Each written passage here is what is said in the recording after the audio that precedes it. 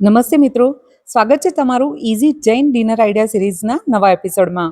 આજે આપણે બનાવીશું ગુજરાતી ખાસ ટિંડોળાનું શાક ગ્રેવીવાળું અને જે જૈન મસાલાઓ સાથે એક ખાસ સ્વાદ આપશે. વિડીયોને સ્કીપ કર્યા વગર છેક સુધી ચોક્કસ જોજો, કેમ કે આજે હું તમારી જોડે એક ખાસ વાત શેર કરીશ જેનાથી ટિંડોળાનું શાક બનશે એકદમ હોટલ જેવું ટેસ્ટી. તો ચાલો ખૂબ જ સરળ અને જૈન રેસીપી ટિંડોળાનું શાક બનાવવાનું શરૂ કરીએ. સૌથી પહેલાં અહીંયા મેં 250 ગ્રામ ટીંડોળા લીધા છે અને આ રીતે એને ઉપર નીચેના ડીટા કાઢી અને કટ કરી લેવાના છે. 2 ચેકા મૂકવાના છે એટલે આમાં મસાલો ઇઝીલી જાય અને ટીંડોળા બન્યા પછી ટેસ્ટી લાગે. હવે ટીંડોળાને જલ્દી સીનવવા માટે આપણે કુકરમાં તેલ મૂકીશું. આ રીતે તમે ટીંડોળાનું શાક બનાવશો તો ટીંડોળાના શાકમાંથી પાણી પણ નહીં છૂટે અને બહુ જ ઓછા સમયમાં એટલે કે 15 થી 20 મિનિટમાં તમારું ટીંડોળાનું શાક ગ્રેવીવાળું તૈયાર થઈ જશે. કુકરમાં તેલ થોડું ગરમ થાય એટલે ટીંડોળા નાખી દઈશું. આના ન્યુટ્રિશન્સ જળવાઈને રહે એના માટે આપણે આમાં પાણી નથી નાખવાના. થોડા સાંતળીશું અને 5 ચમચી જેટલું મીઠું નાખી અને એને કુકરને બંધ કરી અને 2 સીટી આવે ત્યાં સુધી એને પકવી દઈશું. જો કાયમ ટીંડોળા બનાવતા હશો તો ખબર હશે કે સુધારેલા ટીંડોળા સીનતા વાર થાય છે, તો આખા ટીંડોળા સીનતા કેટલી વાર થાય. જો આ રીતે ટીંડોળા વગર પાણીએ સીનવશો ને તો બહુ જ જલ્દી તમારા ટીંડોળા કુકરમાં સીનીને તૈયાર થઈ જશે. બસ 5 થી 6 મિનિટનો ટાઈમ લાગશે.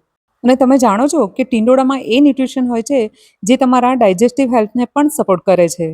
કુકર ઠંડુ થાય ત્યાં સુધી એક મસાલો તૈયાર કરવાના છીએ, જેમાં અડધી વાટકી દહીં લેવાનું છે અને 1 ચમચી ઘઉંનો લોટ નાખી દઈશું.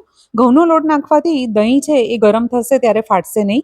હવે આમાં ધાણા જીરું પાવડર, થોડો ગરમ મસાલો નાખી દઈશું, લાલ મરચું પાવડર નાખી દઈશું અને આને સારી રીતે મિક્સ કરી દેવાનું છે. જો તમને અત્યાર સુધીની રેસીપી ગમી ને તો પછી વિડીયોને સ્કીપ ના કરતા, કેમ કે શાકમાં આપણે હજી પણ આગળ એક ટ્વિસ્ટ આપવાના છીએ. કુકરની સીટી ઊંચી કરી અને પછી કુકરને ખોલીને ચેક કરીશું. જો ટીંડોળા કેટલા સરસ રીતે સીની ગયા છે અને બહુ જ ઓછું પાણી છૂટ્યું છે, બસ ખાલી મીઠાનું.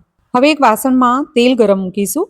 તેલમાં હવે નાખવાના છે તજ અને 2 લવિંગના ટુકડા, જીરું નાખી દઈશું થોડું અને હિંગ નાખી દઈશું. જીરાનો વઘાર આવી જાય એટલે એક કેપ્સિકમ ઝીણું ઝીણું સુધારીને નાખવાનું છે અને હવે આને સાંતળી દઈશું સરસ રીતે તેલમાં.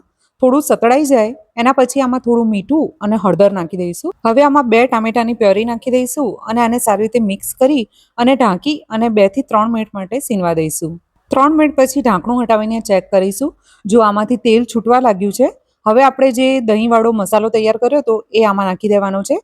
જો તમે અહીંયા દહીંવાળો મસાલો નાખવા ના માંગતા હો અલગથી તૈયાર કરવા, અને જો તમારે ઉતાવળ હોય તો ડાયરેક્ટ તમે ટામેટાની ગ્રેવીમાં જે આપણે દહીંમાં મસાલા કર્યા છે એ તમારે કરી દેવા. તમે અહીંયા દહીં અથવા તો ટામેટાની ગ્રેવી બેમાંથી એક વસ્તુ પણ સ્કીપ કરશો ને તો પણ આ શાક બહુ જ ટેસ્ટી બનશે. હવે 2 થી 3 ચમચા જેટલું પાણી નાખી અને આને સારી રીતે મિક્સ કરી દઈશું.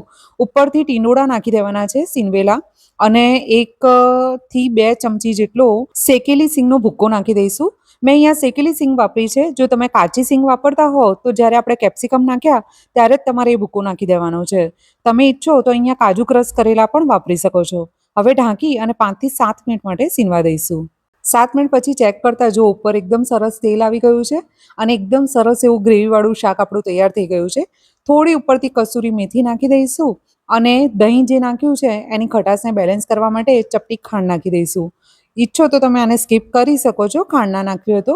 થોડા લીલા ધાણા નાખી દઈશું અને સારી રીતે મિક્સ કરી દઈશું. સાંજના ડિનર માટે એકદમ હેલ્ધી એવું આ ટામેટાની ગ્રેવીવાળું ટીંડોળાનું શાક સર્વ કરો. પરાઠા, ભાખરી કે રોટલી સાથે બીજી કશી જ વસ્તુની જરૂર નહીં પડે, ના દાળની કે ના બીજી કોઈ વસ્તુની. અને બનાવવાનું કેટલું સરળ છે એ તો તમે જોઈ લીધું. જો તમને આ રેસીપી અને વિડીયો ગમ્યો હોય ને તો લાઈક કરી અને શેર ચોક્કસથી કરજો.